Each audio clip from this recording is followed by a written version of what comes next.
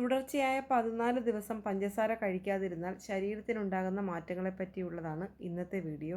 പഞ്ചസാരയുടെ ഉപയോഗം കുറച്ചാൽ മധുരിക്കുന്ന ആരോഗ്യ ഗുണങ്ങളാണ് ശരീരത്തിലുണ്ടാകുന്നത്. ആദ്യമായി 14 ദിവസത്തേക്ക് മധുരം ഒഴിവാക്കുക. കുറച്ച് ബുദ്ധിമുട്ടുകൾ ആദ്യം ഉണ്ടായേക്കാം, പക്ഷേ അതിൽ നിന്നും ഒരുപാട് ഗുണങ്ങളാണ് ശരീരത്തിനുണ്ടാകുന്നത്. പഞ്ചസാര കൊണ്ട് തയ്യാറാക്കുന്ന കുക്കീസ്, നാരങ്ങാവെള്ളം, ജ്യൂസ്, മിൽക്ക് ഷേക്ക് ഇതിലെല്ലാം 3-4 സ്പൂൺ പഞ്ചസാരയാണ് മധുരത്തിനായി ചേർക്കുന്നത്.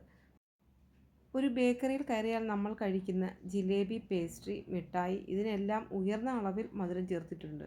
കുപ്പികളിൽ കിട്ടുന്ന കോളകളിൽ പഞ്ചസാരയുണ്ട്. നമ്മളിതെല്ലാം കഴിച്ചുകൊണ്ടേയിരിക്കുന്നു. ബ്രെഡ്, ബൺ, സോസുകൾ, ജാം ഇതിലെല്ലാം ഷുഗർ കൂടുതലായി ഉണ്ട്. ഇതിലെല്ലാം റിഫൈൻഡ് ഷുഗറാണുള്ളത്. ഇതൊക്കെ കഴിക്കുന്നത് ആലസ്യവും മന്ദതയും ഉണ്ടാക്കും.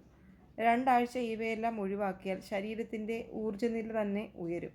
ഇതുകൂടാതെ ദഹനേന്ദ്രിയ പ്രക്രിയ മെച്ചപ്പെടും. വയറ് സ്തംഭിക്കൽ, ദഹന സംബന്ധമായ ബുദ്ധിമുട്ടുകൾ ഇതൊക്കെയും ഇല്ലാതാകും. ഉയർന്ന രക്തസമ്മർദ്ദം, അമിതവണ്ണം, പ്രമേഹം, ഫാറ്റി ലിവർ ഡിസീസ് ഈ രോഗങ്ങളൊക്കെയും പഞ്ചസാര ഉപയോഗിക്കുന്നതിൻ്റെ പാർശ്വഫലമായി ഉണ്ടാകുന്ന രോഗങ്ങളാണെന്ന് രാവിലെ കുടിക്കുന്ന ചായയിൽ നിന്നും തുടങ്ങുന്നതാണ് നമ്മുടെയൊക്കെ പഞ്ചസാരയുടെ ഉപയോഗം.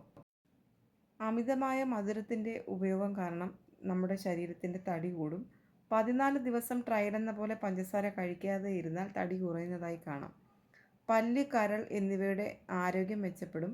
കൊളസ്ട്രോൾ കുറയ്ക്കാനും ഹൃദയാരോഗ്യം മെച്ചപ്പെടുത്താനും ഇത് സഹായിക്കുന്നു.